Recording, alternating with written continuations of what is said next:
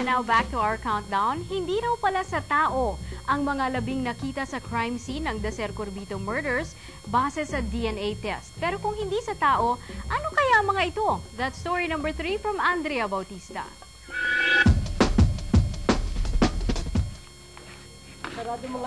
Pina-DNA ng NBI ang mga butong nakuha sa crime scene ng Dacer Corbito murders at lumalabas na walang human DNA ang mga buto. Sabi ng abogado ni Senator Lacson, baka sa baka ang mga buto. Yung information dun sa mga nandoon ng time na yon, kasi yung lugar is a pasture land. Hindi ito residential kasi.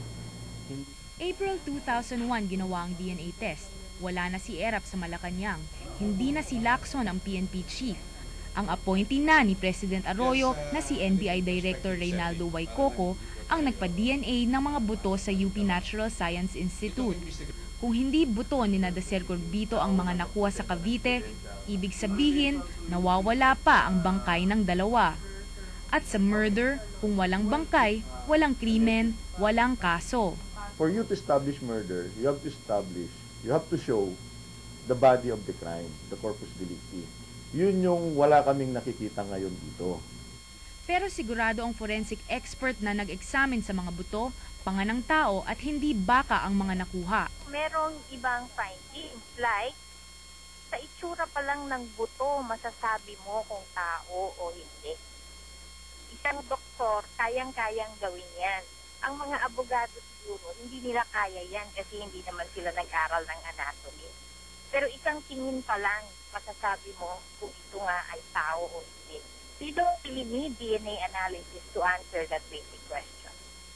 Reklamo ng defense, tinago ang NBI report dahil pabor ito kay Lacson at sa mga pulis na sumabit sa Dacer Corbito murders. Between sa mga buto na na-recover doon at dental plates, alin ang mas matimbang na ebidensya na patay na yung tao? Pag nakuha mo yung buto niya, hindi ba most likely patay na nga siya? Ang lumalabas doon sa DNA report, inconclusive. Meaning, wala silang na-extract na human DNA. Pero hindi ibig sabihin na hindi yun tao. Kasi ang explanation doon, yung fragment na sinample at tinest ay hindi suitable. Degrade na yung DNA. Unang pasabog pa lang daw itong NBI report ng kampo ni Lacson. So the big expose is about the government. Abangan ninyo. It's still on. Hindi ito mapipigilan nitong recent Mangkaw episode. So meron pa pong ilalabas? Marami pa po.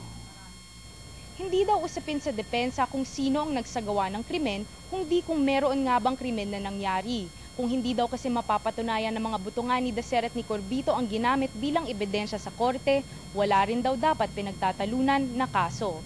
Andrea Bautista, The Evening News.